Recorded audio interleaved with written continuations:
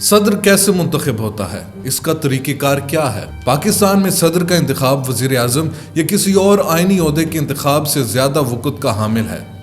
وزیر اعظم، chairman senate, قومی اور صوبائی اسمبلیوں کے اسپیکر انتخاب کسی ایک ایوان کے تحت واقع ہوتے ہیں، جبکہ صدر کے انتخاب میں سینٹ، قومی اسمبلی، چاروں صوبائی اسمبلیاں مل کر الیکٹورل کالج کی حیثیت اختیار کرتی ہیں۔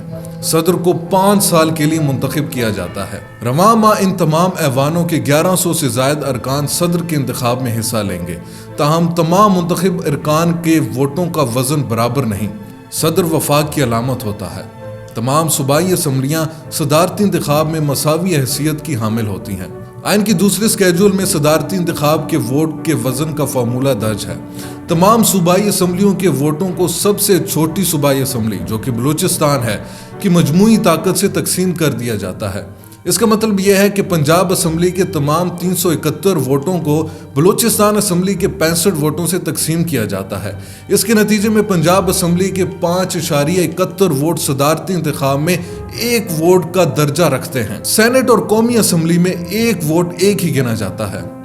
صدارتی انتخاب کے لیے پولنگ اسلام آباد میں پارلیمنٹ ہاؤس میں اور لاہور، کراچی، کوئٹہ اور پشاور میں صوبائی اسمبلی میں ہوتی ہے۔ آئین کے مطابق chief election commissioner of Pakistan صدارتی انتخابی عمل کے سربراہ ہوتے ہیں۔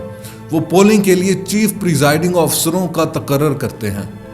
مارچ 2024 میں چیف الیکشن کمشنر نے سندھ، خیبر پختونخوا، بلوچستان اور اسلام آباد میں متعلقہ ہائی کورٹس کے چیف جسٹسز صاحبان کو پریزائڈنگ افسر مقرر کیا۔ پنجاب میں الیکشن کمیشن آف پاکستان کے رکن کو پریزائڈنگ آفیسر مقرر کیا گیا ہے۔ سینٹ، قومی اسمبلی اور چاروں صوبائی اسمبلیوں میں ہر رکن کو ایک بیلٹ پیپر جاری کیا جاتا ہے۔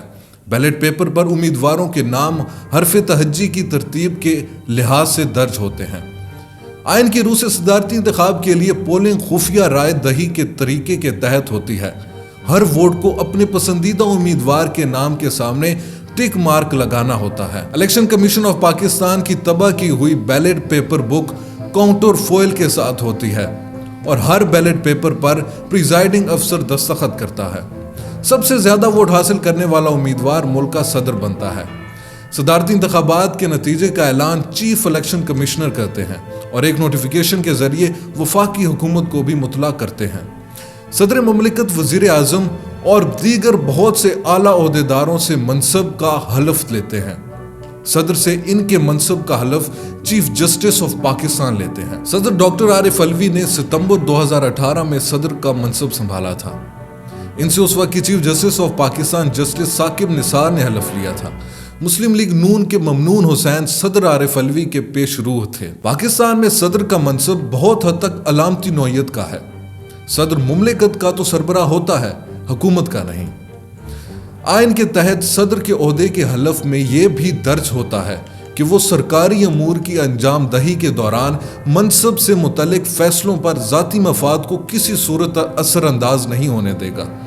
صدر عارف علوی اور ان سے قبل آصف علی زرداری ملکی تاریخ کے سب سے زیادہ متحرک صدور ثابت ہوئے۔